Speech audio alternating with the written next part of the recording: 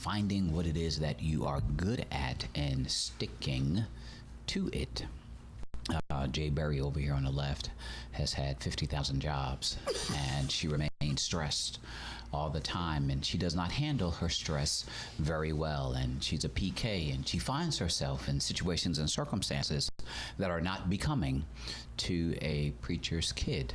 So we are here during this segment to help and guide and train and provide counsel and advice for her wayward ways, so that she can become the best person that God has intended for her to be.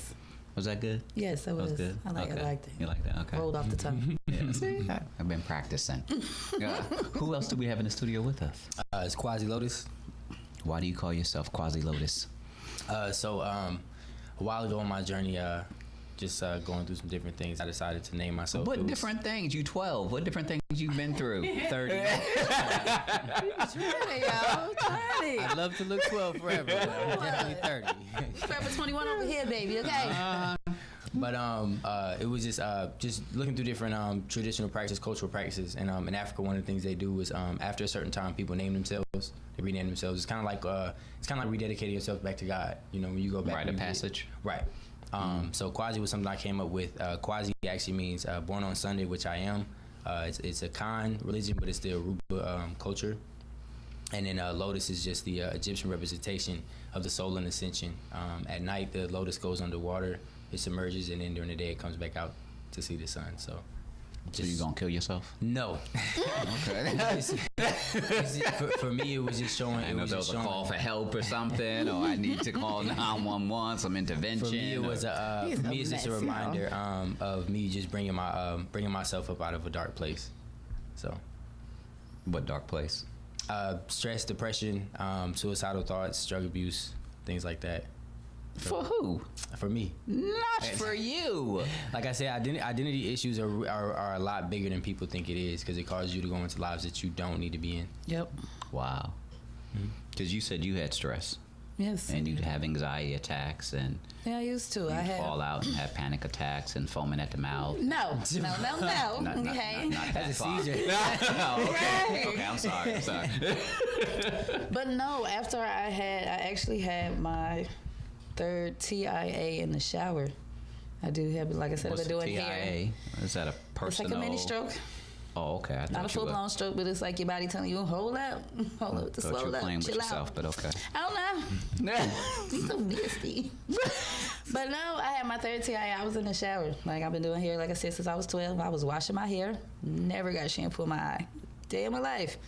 And I got shampoo in my eye that day, and I got out the shower, and it looked like my whole left side of my face was melting off. I couldn't blink. I could not blow my nose. I couldn't, you know how you gargle and do the thing with your cheeks? Like, I couldn't do that. Like, I had to tape my eye closed. I couldn't move my eyebrow. I couldn't hear out of my left ear. So it was just a lot going on. Like, and I lost friends because they were used to the Jericho that was running around and could do stuff, and that was down for a party and down for a road trip, or I cooked, or so they couldn't stand being around me like that. Or so they just left you? I've had friends that stopped talking to me because I was sick. Like, I'm out to dinner. Yeah, like I was out to dinner and I had to stop and take my medicine. They like, hold up, we ain't got time to be going to the hospital. We about to go to the club. And I'm like, what's the problem? Like, and then like, I was on steroids and some antiviral medicine to reverse the paralysis on the left side of my face. So I was really angry on the steroids, and I gained a lot of weight. Like, believe it or not. Yeah. Do you feel my fingers? Yes, I can feel your fingers. How many fingers I got? I'm hoping it's 10.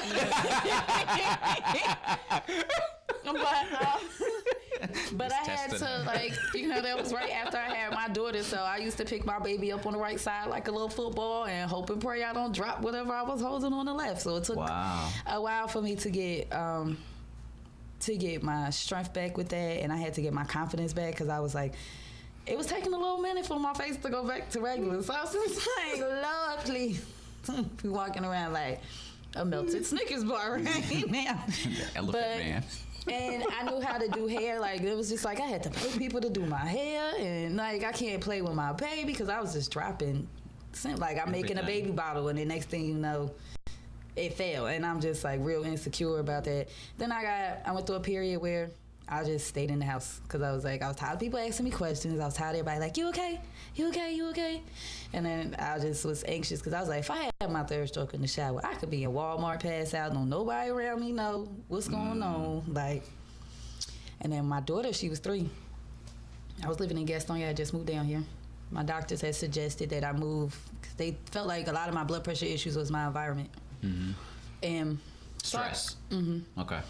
So I came down here, and it was a big drastic difference in my life. Like I stopped from Gastonia to from New Jersey. From New Jersey, because I'm originally from New Jersey. So it was stressful in New Jersey.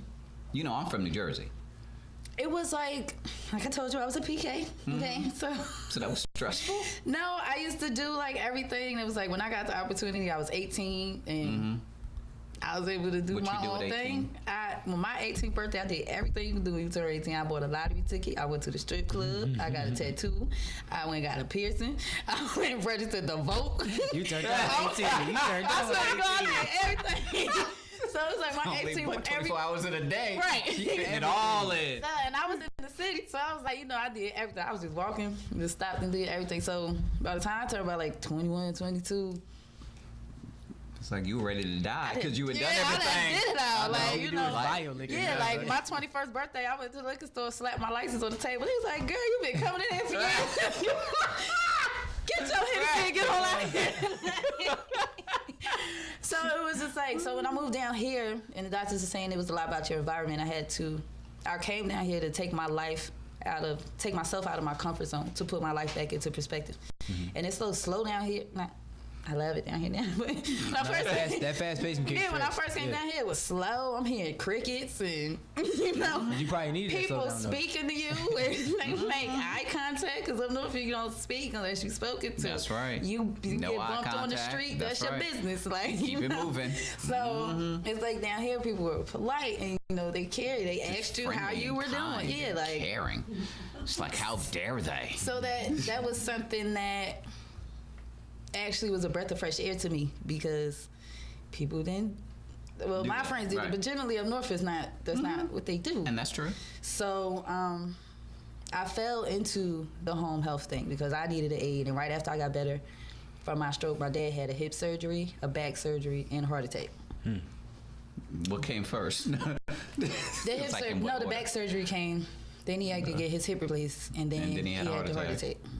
So in New Jersey, they were not trying to supply him with the health care that he needed, like, to help him. So I went to school to help my dad. So when I came down here, I know what it felt like for somebody to come to my house to help you get in the shower and to remind you to take your medicine, because I was that person before. So now that I'm an HR director for a home health agency, the empathy level is on 100 because I know what I would want if I was in that situation. So I kind of fell into this. So now it's like with the platform that I have now, thanks to WDRBmedia, I'm able to pay it forward and to bless other people that may not have that voice to somebody to tell them that you okay. It's gonna be all right. People do care about you. And so even with the hair thing, like I do hair, and so that brought me through a lot of things in life for me to do my hair. Like I was paralyzed on the left side, but I know my eyes was open enough for me to see that my hair was done. So it's just like I want to be able to pass that along even to the elderly. Like this one lady, she hasn't had her hair done in 12 years, and I made her a wig, and she smiled. That's beautiful. So big, like, and a lot of old people, they can't even get out the house. They don't go to church and they don't. So somebody could come up and, if you could walk around your house and be cute and that makes you smile, then I'm all for all of that. So it's a testimony behind the hair, because I know, like, my mama has told me, like, there's no money in here. Go to school. Go be the ophthalmologist. And now I'm down here doing it, okay? Doing it. It's my identity. And it's crazy because, like you said, the environment, you saw personally how the environment played a role in your health. Imagine all the people who can't move. Right. Who don't have the courage to move. You know what I'm saying? The people that don't understand, like going going back to the understanding the research part, the people that don't understand that my environment is actually causing this. It's not just me, it's actually the things that I'm around too. Right. That's, you know, kind of got me in this cycle of doing what it does. Right. You know, so those are the things that I want to talk about to people and bring that awareness, tell true stories like that so that people can really realize, man, like it's not just me, like I'm caught in the cycle of my environment right now. And that's what shaped my identity, not me. Just like you are what you eat, Right. you are where you live. And I tell people it's not just food that you digest, it's everything. You have 5 senses, all of your senses digest stuff. You know, you smell bad stuff, you know, you don't, until you smell something good, that's going to be normal to you. Right. You see bad stuff until you see something good, that's going to be normal to you. You know what I'm saying? So it's food and so on and so forth. So it's so many things out here that we could do just to make ourselves more aware so we can start dealing with ourselves better. But we don't have the time, you know, we don't have the understanding, the awareness to, we don't have people around us that know, you know what I'm saying, or that have been through it and come back and teach us. It's kind of like that saying people have when they say, when you come up, you leave the hood. But it's like, at least go back and teach. I'm not asking you to move back. You know, at least go back and teach. Go you know back what I'm saying? and let people know let what people you know. went You know what I'm saying? through to make it. Like just at least try to establish something so where they can start picking themselves up too. I'm not asking you to come back and grab their hand, but try to teach them something if you can. Or do Facebook Live. Facebook Live from your mansion. From your up in mansion. Beverly Hills. Exactly. Yeah, you know, tell everybody to log in. Exactly. When I was your age. All right. At least do something. Yeah. Because if we don't do anything, then we are perpetuating the cycle. And that's all we can do. And that's why the next generation oftentimes is not better than the next generation, because we should be so much further advanced That part. than we are as individuals, as human beings, when it comes to caring for one another and sharing with one another and helping each other out, and the whole economy thing and keeping the dollar in our community and things of that nature. But it's like we're going backwards instead of forward, because the older people are not sharing those experiences with the younger people, therefore they're not growing, so they're not better off than we are.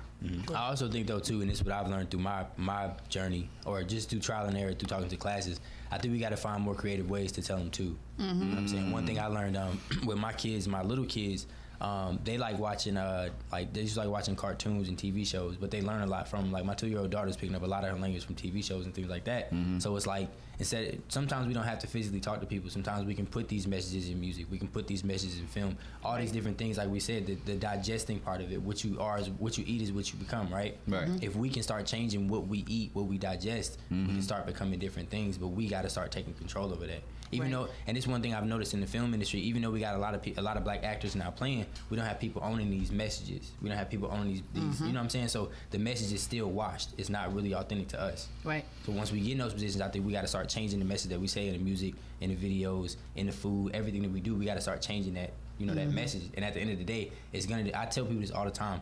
It depends on you as a customer. You have more, like, your demand is the market. At the end of the day, if you demand better, like look at the foods now. More foods you see, you have organic, all natural, so on and so forth, because people want to be healthier, right? Right. Now, if people want to be mentally healthier, what are these businesses going to have to do? Start mentally helping you. Yep. We got to start demanding that. But if we don't have the awareness that we got that kind of power, we won't demand it. Just like we won't go do the research if we don't know we can change our lives. Yep.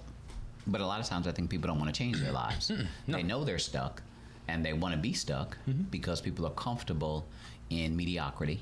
Yep. They're comfortable in what it is that they're familiar with. So if it ain't broke in their mind, why fix it? And why be a change agent? I'll just be that average and ordinary individual, not rock the boat. Because that's how our parents teach us, you know, once you get a good job, with benefits. Stay there. Exactly. Keep your head down, keep your nose clean, that kind of thing. Say yes ma'am, no ma'am. Do what you're told, and, you know, get your little gold watch at the end of 40 years. Right. Unless they fire you beforehand, because they don't be keeping you that long anymore. Now they're going to fire you at 39, so they don't got to give you the watch your benefits. Exactly, right before. Right. Yeah. I mean, at the end of the day, I think it really, like I said, it comes down to the individual. You know, some people are going to be comfortable where they are, some people aren't. I'm not here to save everybody. I'm not here to change everybody's minds. I'm here to, you know, the people who want to get help will come. You know, it's kind of like Jesus. Even Jesus, one of Jesus' homeboys turned on him. Yeah, you know what I'm saying? true. Like, you're not gonna get everybody. Yeah, I'm sorry, you're not gonna be able to change everybody. So it's like, I understand that now, and even just like throughout my journey, you know, even some of my friends, you know, my past friends, some of them, you know, they weren't on the same mindset. It was cool, but they weren't actually trying to move on it. You know, so sometimes you gotta just kind of keep moving. So like I said, I'm not here to help everybody. There's gonna be some people out here that don't want to do it or complacent exactly where they are, and that's fine. And sometimes that's a lonely place. because you have to sometimes be alone. Go out there, it's just you. You have to leave behind the people that have supported you in the past and have prayed for you and cared for you and taken care of you and helped you out. But you realize at a certain point in time that these aren't the same people that can get you where you need to be. So you sort of have to step out there, and you can't bring everybody with you. That part. And some people, when they, like I said, a lot of us, at least from my community, we wait until we get older to start shaping that identity, instead of when we're younger and we have people around us shaping that identity. So once we finally get to that point where we start wanting to step away from people, the responsibilities are there. Now you got family, now you got a job, now you got, you know what I'm saying, you so deep into the responsibilities, it's hard to pull back now.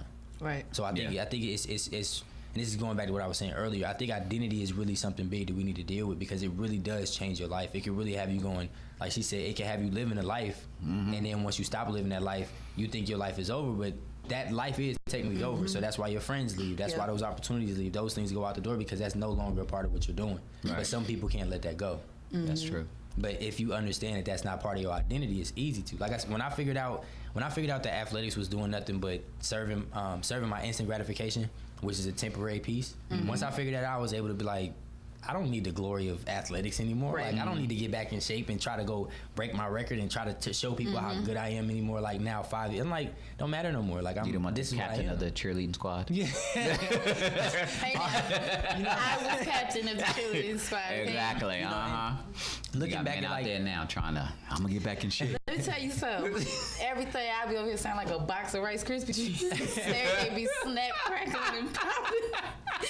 But looking back at the accomplishments and things like that, like, it was cool when I did it, but it doesn't serve me today. So it's kind of like, what did it mean in my life now? You know, and it's not saying it wasn't important, because it shaped a part of my identity that I needed later in life. But at the end of the day, if I don't let that go and it no longer serves me now, what am I doing? That part.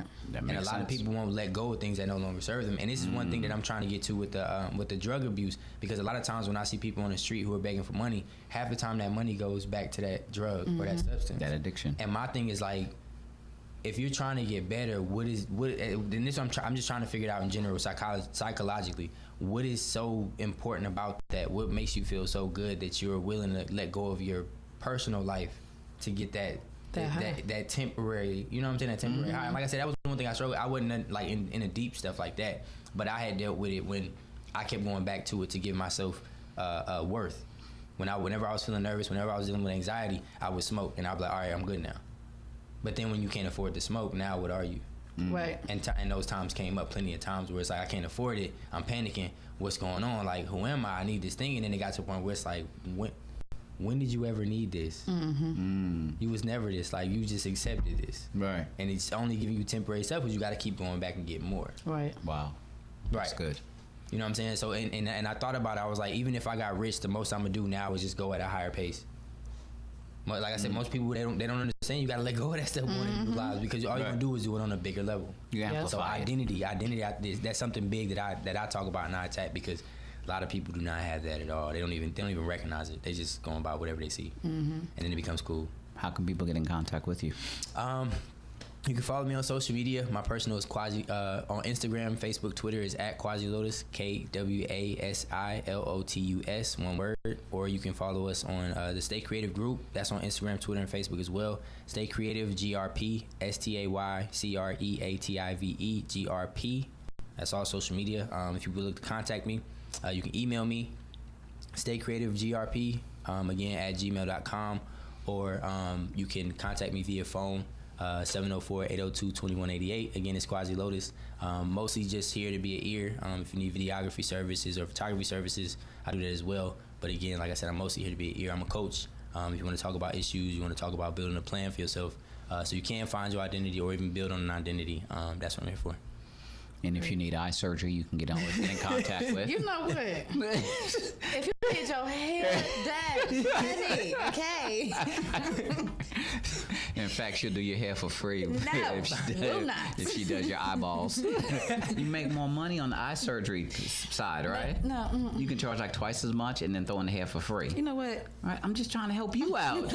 Put more money in your pocket. That's what I'm trying to do. Work with a brother, okay? Yes. Just make sure I get minus my cut. the eye surgery. Barry. Okay. I'm a traveling hairstylist. I specialize in braids and dreadlocks. You can look me up on Instagram at j.berry, BERRI _productions_. Look me up on Facebook, Jerry Berry Barber, or you can give me a call at 803-630-6624. Family, you're tuned in to the Profit and Growth Hour here on WDRB Media, the voice of the community.